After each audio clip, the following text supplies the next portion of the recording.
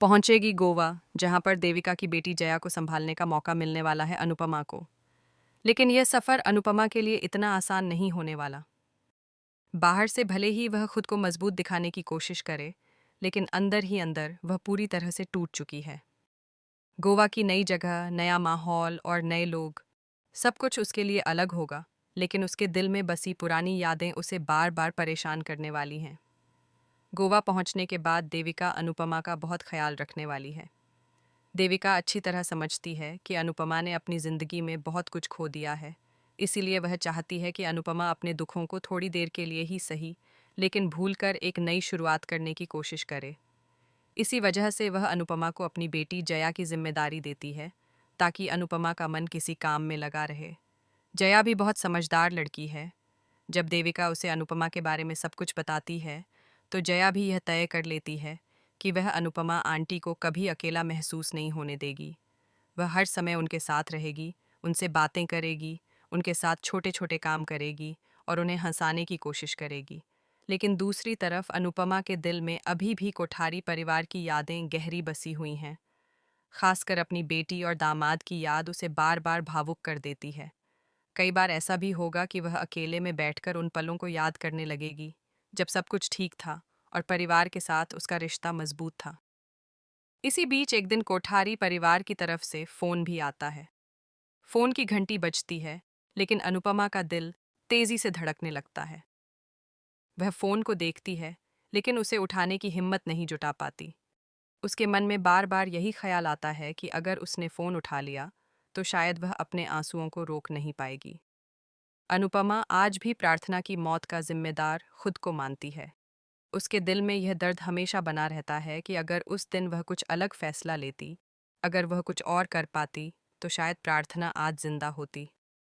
यही सोच सोचकर वह खुद को हर दिन दोष देती रहती है।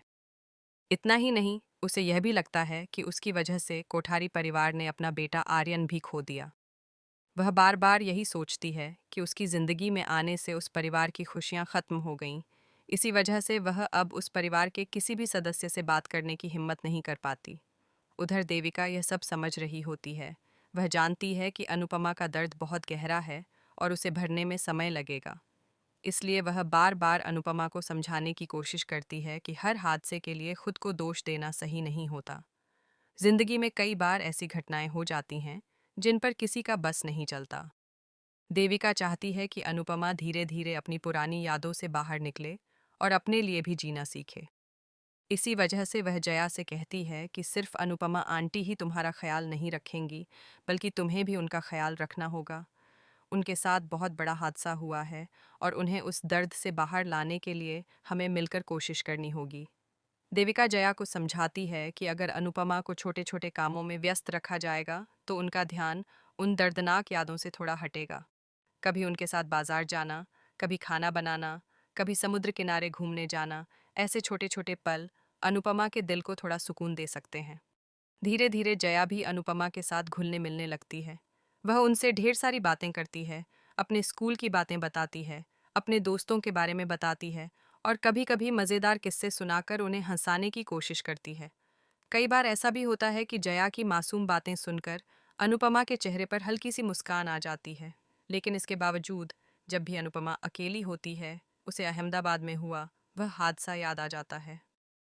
प्रार्थना की याद, आर्यन की याद और कोठारी परिवार की याद, ये सब उसके दिल को फिर से दुख से भर देती हैं।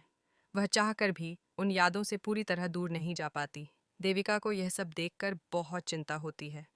वह चाहती है कि अनुपमा फिर से वही मजबूत और खुशमिजाज इंसान बने, जो कभी हर किसी की जिंदगी में खुशी लेकर आता था।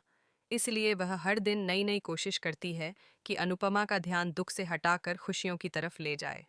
अब देखने वाली बात यह होगी कि क्या गोवा का यह नया माहौल सच में अनुपमा की जिंदगी में नई रोशनी लेकर आएगा।